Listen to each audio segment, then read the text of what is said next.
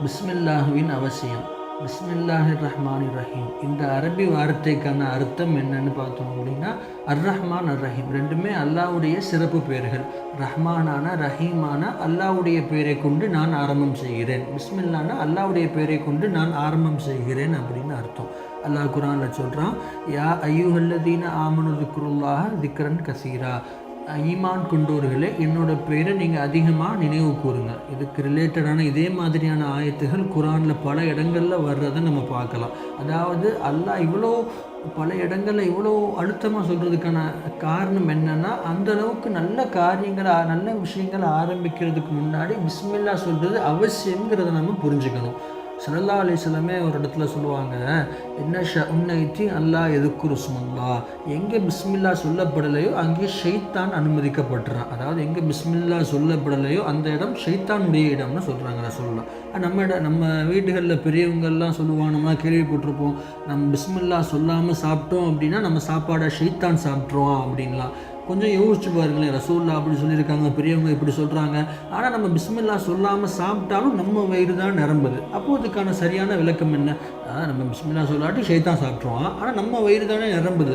அப்படின்னா அதுக்கான சரியான விளக்கம் என்ன? ரசூலுல்லாஹ் ஏன் அப்படி சொன்னாங்க அப்படின்னா, பிஸ்மில்லா சொல்லலாட்டியும் நம்ம சாப்பிட்ற சாப்பாடு நம்ம வயிறு தான் நிரப்ப போகுது. ஆனால் அந்த சாப்பாடு பிஸ்மில்லா சொல்லாமல் நாம் சாப்பிட்ட சாப்பாடு அதிலிருந்து கிடைக்க வேண்டிய பரக்கத்துகள் எதையுமே நமக்கு கொடுக்காது.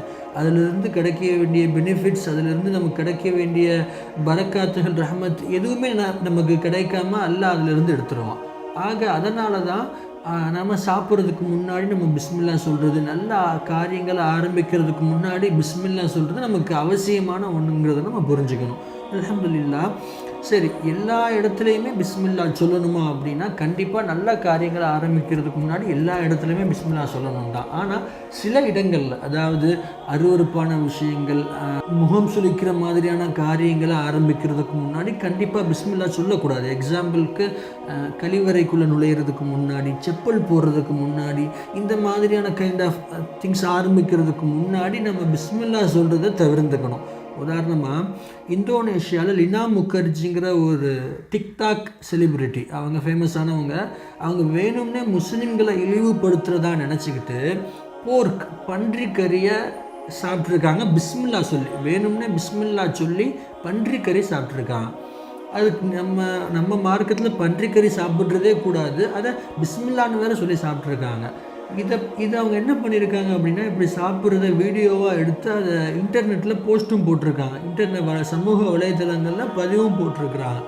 இந்த வீடியோ ரொம்ப வைரல் ஆகிடுது. இதை பார்க்குற முஸ்லீம்கள்லாம் ரொம்ப அப்செட் ஆகிடுறாங்க, ரொம்ப கண்டனம் தெரிவிக்க ஆரம்பிக்கிறாங்க. இதனால் இந்தோனேஷியா கவர்மெண்ட் அவங்கள அரெஸ்ட் பண்ணி 2 வருஷம் சிறை தண்டனை கொடுத்த சம்பவம்லாம் நடந்திருக்கு. அல்ஹம்துலில்லாஹ். ஆக வரக்கூடிய காலங்களில் அல்லாஹ்வுடைய நினைவை அதிகமாக்கி வாழக்கூடிய முஸ்லீம்களாக வல்லாஹ் நம்ம அனைவரையும் வாழச் செய்வானாக. அஸ்ஸலாமு அலைக்கும் வரஹ்மத்துல்லாஹி வபரகாத்துஹு. சார்ந்த முஸ்லீம்கள் சம்பந்தப்பட்ட விஷயங்களை தினமும் தெரிந்து கொள்வதற்கு நம்ம சேனலை மறந்துடாமல் சப்ஸ்கிரைப் செஞ்சு வச்சுக்கோங்க. மற்ற முஸ்லீம்களுக்கும் நம்ம சேனலை ஷேர் பண்ணுங்கள். வல்ல அல்லாஹ் நம்ம அனைவரையும் கபூல் செய்வானாக. ஆமீன்.